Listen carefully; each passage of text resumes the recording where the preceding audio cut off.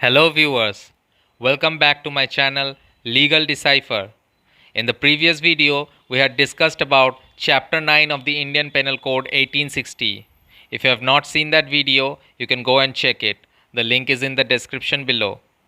In today's video, we're going to discuss about Chapter 9A of the Indian Penal Code. We'll go through the chapter and try to understand the substance therein.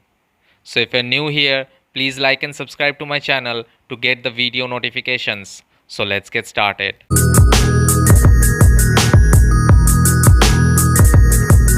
So today we are going to discuss about Chapter 9A of the Indian Penal Code, which talks about offences relating to elections. Now this is probably the least important chapter of the Indian Penal Code for the purposes of any competitive exam, because chances are you may never get a question from this chapter in any of your exams.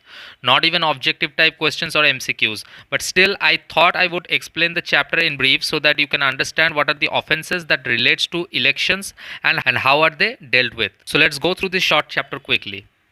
Now section 171A talks about candidates and electoral rights. It defines them. We call those persons candidates who are nominated in elections and the people's representative for whom we vote. So they are called candidates, and electoral right basically includes both the rights of a candidate to contest in an election or to withdraw from it, and the right of a person to vote or not to vote in an election. As simple as that. There is nothing more to know about it. Now section 171B talks about bribery. It means if a person who is manipulating an electoral right of a person by providing that person with any kind of gratification, or if any person accepts such gratification for such reason, then it is said to have been committed an offense of bribery. So that person is basically committing an offense of bribery. If he is, it may be received or taken for personal needs or for inducing another person, and it may be a gift, cash, reward, or anything material of a kind. Now it also includes the offer or agreement or attempts to procure such gratification. So not only the actual act but also the offer or agreement or attempts to procure such gratification will be included under section 171B.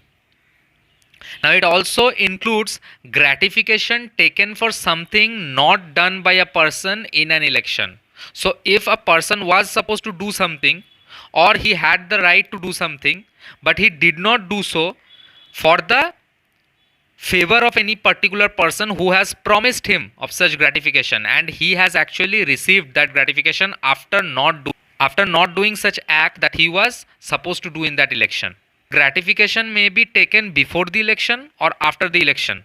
It doesn't matter. If such person has taken any such kind of gratification, then it will fall under the term bribery under section 171B. And it does not include a declaration of public policy or promise of a public action. So all those declarations that are made for a particular public policy or all those promises that are made for a public action do not form part of bribery. Let's move on to section 171C. It talks about undue influence at elections.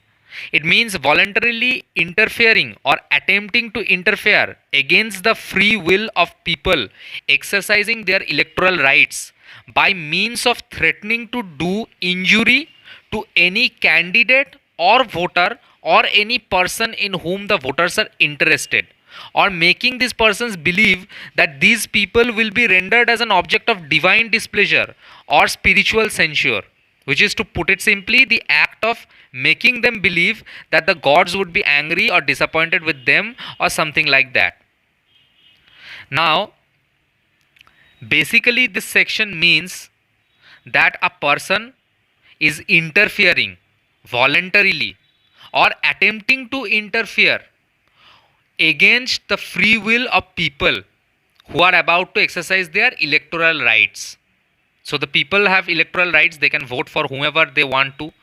Now this person is trying to manipulate them, or he is trying to interfere, or he is trying to attempt such interference against the free will of those people who are trying to exercise their electoral rights. And how is this person doing so? He's trying to threaten them that I will injure you, or the candidate, or the voter, or any person in whom the voters are interested, say for example their family members or other people, or making this persons believe by any kind of verbal or other manipulation that if you vote for this person, or if you exercise your electoral right in such a kind, then you will be rendered as an object of divine displeasure or spiritual censure. Now again, we must understand that it does not include a declaration of public policy or promise of a public action. These things are not included in any of these offenses. Now section 171D talks about the personation at elections, which means and includes the following acts. They are using the name of other person, whether alive or dead, or using a fictitious name. So if a person is using the name of a other person who is alive, or he is using the name of a dead person, or if he is making up his own name, he is using a fictitious name, and if he is doing so to personate himself at the election, or if he is applying in the same election after once voted in it, or he is abetting, procuring, or attempting to do any of such acts, then all of these acts will be rendered as personation at elections.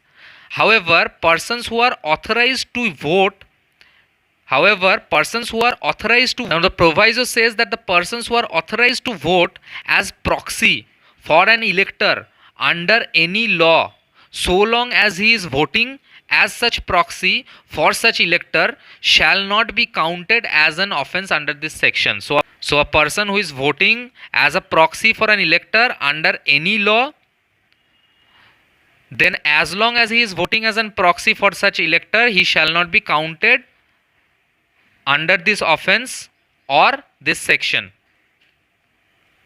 Now section 171E provides punishment for bribery, which is imprisonment for 1 year, fine, or both. But bribery by treating will be punished with fine only. Now the explanation says that treating means gratification consisting of foods, drinks, entertainment, or provision.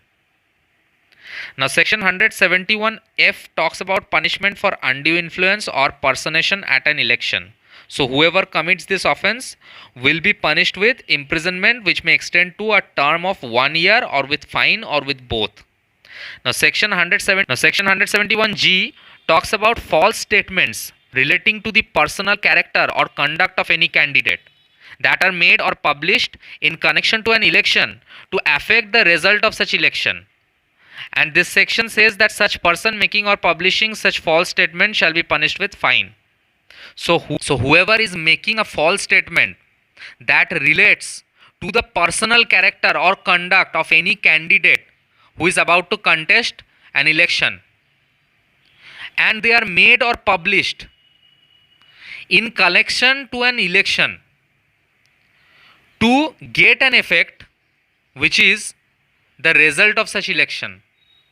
So the main purpose of making such false statements relating to the personal character or conduct of any candidate is to affect the election results.